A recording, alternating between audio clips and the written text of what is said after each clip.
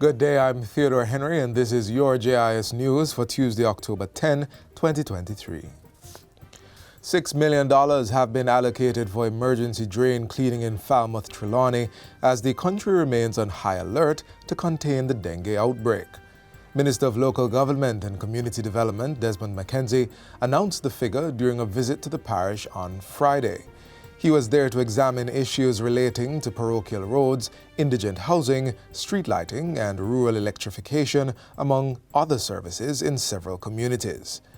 Emphasizing the urgency of the dengue situation, Minister McKenzie says the government is responding with the necessary resources and partnerships to control the outbreak. We're going to be moving expeditiously to address the problems affecting the garbage collections. The National Solid Waste Management Authority is here. We have already made arrangements for some skips to be placed at strategic location in the constituency based on the tour that we have seen, and already work have started by the National Solid Waste Management Authority to deal with the backlog of garbage in the area. Still in Trelawney, approximately 300 farmers in Clarkstown now have access to greater distribution of water supply from a newly commissioned irrigation system. Spearheaded by the National Irrigation Commission, NIC, the $35 million system includes a new pumping station, ramp, and water truck. It was commissioned on Thursday by Minister of Agriculture, Fisheries and Mining, Floyd Green. He says the system will ensure farmers spread across 5,000 acres of land have the level of water supply needed in times of drought. We are looking at medium and longer term plans. So we have already started to look at how can we design an appropriate irrigation system that can move water from here actually to your farms. Because again, that will still reduce the cost for you and make you much more efficient. And that is work in progress. Board Chairman of the NIC, Nigel Myrie, adds that there are plans to expand the Braco irrigation system in the parish to include lands in Long Pond. In the medium to long term, the NIC will complete the design and ultimately secure funding to build out a modern irrigation system in the area. Already the area is being assessed to inform a submission to expand the boundary of the Braco irrigation district to include these Long Pond lands. As part of the irrigation thrust for the parish, the NIC will also distribute 20 irrigation kits to farmers in partnership with the Rural Agricultural Development Authority, RADA. Each package will include 2 rolls of drip irrigation hose and a 1,000-gallon water tank. Prime Minister Andrew Holness has charged the Jamaica Information Service, JIS, to continue to be the source of factual information that is in the public interest. He says the agency must ensure that where there is a deliberate attempt to mislead the public by spreading false information, the facts are presented. The Prime Minister was addressing the JIS's strategic planning session for fiscal years 2024 to 2028. So JIS role is to make sure that the Jamaican public has timely access to accurate information that can be used for national development. JIS should ensure that the public has a definitive and integrous standard of information on which they can rely. Mr. Holness charged the agency to be the gold standard for information in its operations, providing unbiased and non-partisan information. The Prime Minister asserts that the role of the JIS is even more crucial now, when unverified, unvetted, and unregulated information exists in the public domain that could pose a threat to democracy.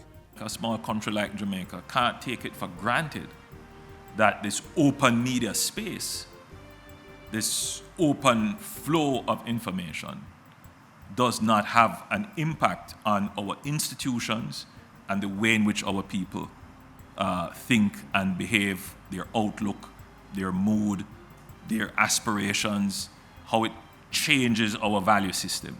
And as a government, we have to be concerned about that. Mr. Holness says one way to treat with the issue is for the JIS to ensure it has a geographical and demographic footprint to reach local markets and provide information that is relevant to all age groups and socioeconomic strata of society.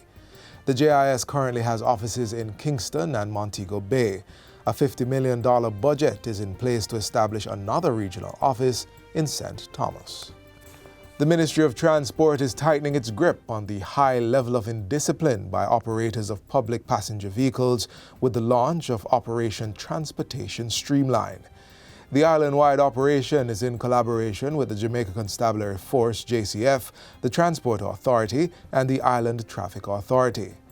Portfolio Minister Darrell Vaz toured sections of the corporate area yesterday for the rollout. He also engaged with taxi and bus operators to better understand the challenges and opportunities faced by the industry. Minister Vaz says the government will take a zero-tolerance approach towards indiscipline in the sector.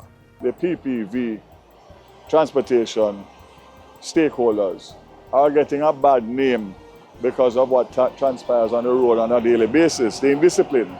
But the fact is that it is the drivers and not the taxi itself that is creating the problem. And that is why you will be hearing more about the drivers' registry that the Transport Authority will be putting together, which is going to create a pool of licensed PPV drivers whom are in good standing. Minister Vaz says the drivers' registry will give transport stakeholders the leverage to choose responsible drivers to operate their vehicles. Head of the JCF's Public Safety and Traffic Enforcement Branch, Assistant Commissioner of Police Gary McKenzie, provided an update on the operation. So far, we have issued some 190 traffic tickets. We have seized 10 vehicles and we have made 7 arrests by way of execution of warrants. Minister Vaz says the program will be reviewed after 1 month to make the necessary adjustments. HART, NSTA Trust and UNICEF have targeted approximately 13,500 at-risk youth for skills training that will facilitate employment. Both agencies signed a Memorandum of Understanding MOU recently for the undertaking to be done through UNICEF's Fundu program. Fundu is a chat-based U-Report initiative that seeks to place real-world life skills at the fingertips of children and youth to help them excel in work, at school, and beyond.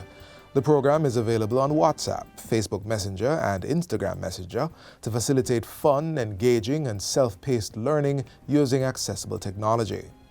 The 5 components of the MOU include career development, tri-skill program, capacity building, trainees participation, and monitoring. Under the agreement, HART will provide training content and manuals that will be used by UNICEF to create Fundu courses.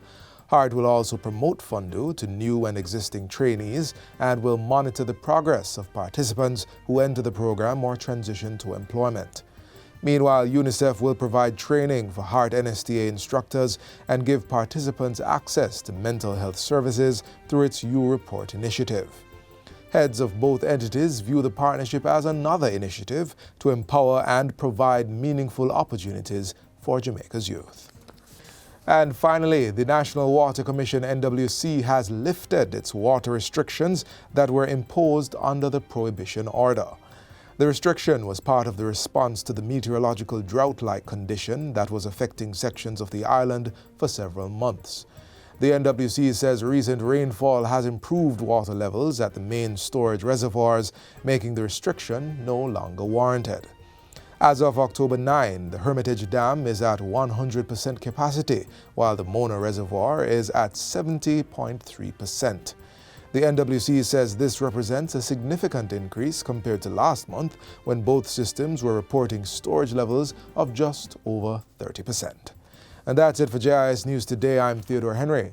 Thanks for watching.